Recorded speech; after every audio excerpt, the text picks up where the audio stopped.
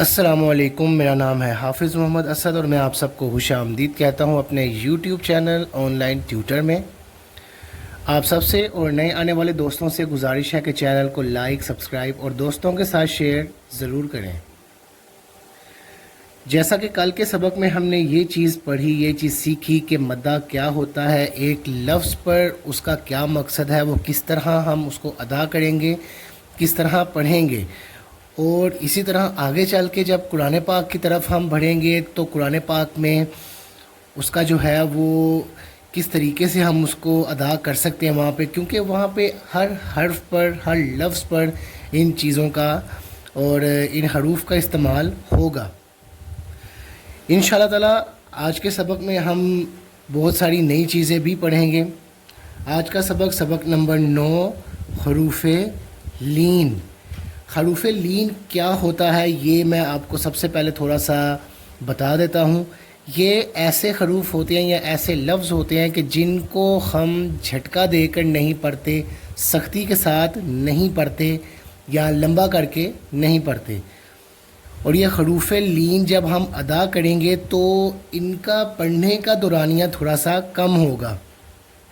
کس طرح کہ اگر کوئی لفظ ایسا تھا کہ جو ہم نے سبق نمبر 7 یا سبق نمبر 8 میں پڑھا، مثال کے طور پر الف کھڑی زبر آ، یہاں پہ ہم لفظ کو تھوڑا سا کھینچ کر پڑھتے تھے، تھوڑا سا لمبا کر کے پڑھتے تھے، لیکن اس سبق کے اندر حروف لین کے اندر ہم اس کا الٹ کریں گے کہ ہم یہاں پہ جو بھی حرف ادا کریں گے، جو لفظ ادا کریں گے، ان کو ہم جھٹکا دے کر نہیں پڑھیں گے، ہم ان کو تیزی کے ساتھ نہیں پڑھیں گے، بلکہ بہت ہی آرام سے اور اطمینان سے پڑھیں گے۔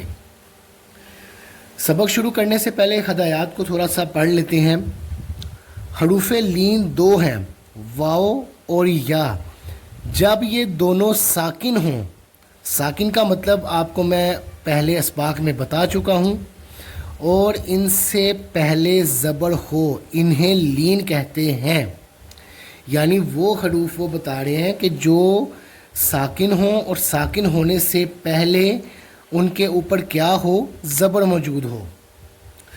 حروف لین کو حروف مدہ کی طرح نہ کھینچیں، جیسا کہ میں آپ کو بتا چکا ہوں کہ ان کو ہم حروف مدہ کی طرح نہیں ادا کریں گے، کھینچیں گے نہیں، بلکہ تھوڑی سی تیزی کے ساتھ، بہت زیادہ تیزی کے ساتھ نہیں، تھوڑی سی تیزی کے ساتھ یا جھٹکا نہ دیتے ہوئے ہم اس کو پڑھیں گے۔ یہ حروف نرمی سے ادا ہوتے ہیں، ان میں سختی اور جھٹکا نہ ہونے پائے۔ جیسا کہ یہاں پہ قاعدے میں بھی لکھا ہے کہ یہاں آپ نے اس کو سختی کے ساتھ نہیں پڑھنا، جھٹکا دے کر نہیں پڑھنا، زیادہ لمبا نہیں کرنا۔ سبق کی شروعات کرتے ہیں۔ اعوذ باللہ من الشیطان الرجیم، بسم اللہ الرحمن الرحیم۔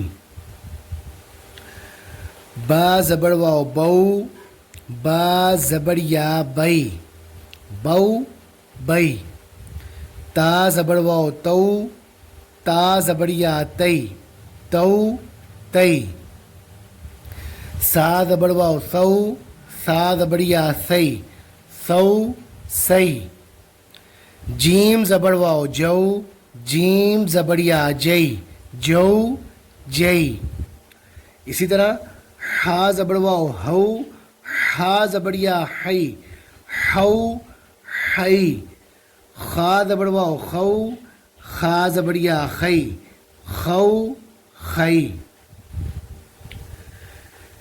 دو کتار پڑھنے کے بعد آپ نے اس کو خود سے دہرانا بھی ہے اور خود سے اس کو پڑھنا بھی ہے، لیکن یہاں پہ میں ایک چیز آپ کو بتاتا چلوں کہ اگر ہم ہدایات کو زیر غور کرتے ہیں تو بالکل الفاظ، بالکل حرف اسی طرح ادا ہو رہے ہیں جس طرح ہم اوپر ہدایات میں بھی پڑھ کے آئے اور جس طرح میں نے آپ کو ویسے بتایا بھی، کیونکہ یہاں پہ آپ غور کریں کہ جو حرف ساکن ہے، جس طرح یہ واو ہے، واو کے اوپر جزم ہے، واو اس طرح ساکن ہو جائے گا، لیکن واو سے پہلے آپ نے حرف کے اوپر دیکھنا تو زبر موجود ہے، اور وہ بھی یہی چیز بتا رہے ہیں کہ ساکن حرف سے پہلے زبر موجود ہوگی، جو کہ یہاں پہ موجود ہے۔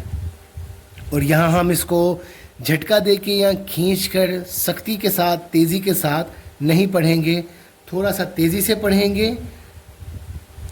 تیسری کتار کو پڑھتے ہیں، دال زبر واو دو، دال زبر یا دئی، دو دئی، زال زبر واو زو، زال زبر یا زئی، زو زئی، را زبر واو رو، را زبر یا رئی، رو رئی، زا زبر واو زو، زا زبر یا زئی، زو زئی، سین زبر واو سو، سین زبر یا سی، سو سی، شین زبر واو شو، شین زبر یا شی، شو شی۔ اب یہاں پر بہت سے بچے، بہت سے طالب علم غلطی کیا کرتے ہیں کہ وہ اس کو بہت سادگی کے ساتھ بہت آسانی سے پڑھنے کی کوشش کرتے ہیں، تو اس میں غلطی کے امکان بہت زیادہ ہو جاتے ہیں، جبکہ ہم نے یہاں پہ اس کو اس طرح نہیں پڑھنا۔ بچے عموماً جس طرح پڑھتے ہیں وہ اس کو با زبر واو بو پڑھ لیتے ہیں اور با زبر یا بی پڑھ لیتے ہیں، تو یا تی اس طرح کر کے ادا کرتے ہیں، جبکہ یہاں پہ اگر آپ دیکھتے ہیں تو مکمل حرف ایک موجود ہے، اس حرف کی ایک مکمل آواز موجود ہے، ساؤنڈ ہے، اور اسی کے مطابق ہم اس کو فالو کرتے ہوئے پڑھیں گے۔ اگر ہم اس کو یہاں پہ غلطی کرتے ہیں تو پھر آگے قرآن پاک کی طرف بڑھتے ہوئے ہماری غلطیاں زیادہ ہو جائیں گی۔ جتنا ہو سکے ہم یہاں پہ اپنی درستگی کر لیں گے تو انشاءاللہ تعالی جب قرآن پاک کی طرف ہم بڑھیں گے تو وہاں پہ ہمارے لیے پڑھنا بہت زیادہ آسان ہو جائے گا۔ ایک کتار اور پڑھتے ہیں، سوا زبر واو سو، سوا زبر یا سی، سو سی۔ اب اگر آپ غور کرتے ہیں تو میں اس کو سو سی نہیں پڑھ رہا بلکہ سو سی پڑھ رہا ہوں۔ اسی طرح دو دئی، او تئی، زو زئی، او عئی، غو غئی، فو فئی، او قئی، کو کئی، لو لئی، مو مئی، نو نئی۔